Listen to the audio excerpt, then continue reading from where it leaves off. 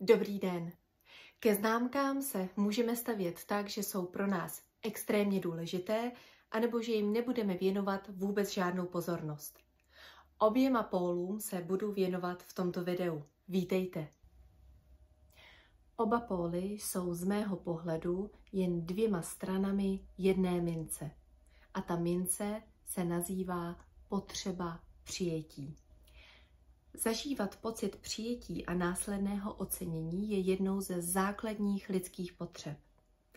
A pokud tato potřeba není naplněná a my necítíme přijetí především od našich nejbližších, nastupují do našeho života strategie, které nám pomáhají toho přijetí dosáhnout. Já se v tomto videu budu věnovat dvěma z nich. První strategie je výkon. Výkon ve známkách může vypadat takto. Čím víc se budu učit, tím lepší budu mít známky a tím více budu dávat důvodů mému okolí, aby mě přijímalo. Druhou strategií je stáhnutí se.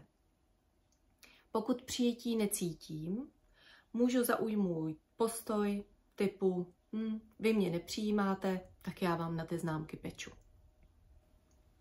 A pak je samozřejmě mnoho z nás, kteří jeden den využívají strategii jednu a druhý den tu druhou. Možná se v mých slovech poznáváte, možná jste zástupci jedného nebo druhého extrému, možná právě plujete někde mezi tím. Ale určitě mě dáte za pravdu v tom, že ani jedna z těch strategií nevede ke spokojenému žití. V prvním případě, když používáme strategii číslo 1, jsme v neustálém napětí, jsme v neustálém stresu, pořád přemýšlíme o tom, že musíme mít ty samé jedničky. 95% z testu, to není dostatečné, já potřebuju těch 100%, já potřebuju být perfektní, protože pak to moje okolí nebude mít jediný důvod mě odmítnout. V té druhé strategii ten salámismus může vést až k depresím, k tomu, že budeme odmítat život, že co tady mám vlastně dělat, proč bych tady měl předvádět nějaké výkony, když mě to okolí, to nejbližší okolí stejně nepřijímá. Obě dvě strategie, oba dva póly nás okrádají o radost ze života. A život přece není jen o škole. Věřte mi, že není. Je také o přátelích, je o sportu, je o tom jít ven, jít na koncert, poslechnout si fajn muziku, podívat se na dobrý film, zahrát si občas nějakou deskovou hru a prohrát.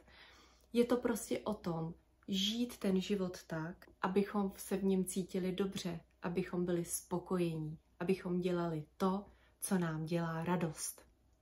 Jestliže máte problémy přetnout tenhle ten bludný kruh, ať už jedné nebo druhé strategie, prosím využijte 30minutovku zdarma na mém webu. Na vaše bludné kruhy se společně podíváme.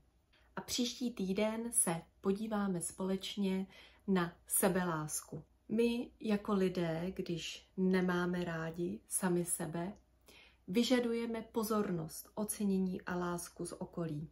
Ale to ne vždycky funguje. Příští týden začneme koukat na to, jak si můžeme doplnit některé potřeby sami. Sledujte proto můj facebookový a instagramový profil, kde se tomuto tématu budu věnovat. Teď už vám přeju příjemný zbytek víkendu a doufám, že se příští víkend zase uslyšíme nebo uvidíme. Mějte se moc hezky a nashledanou.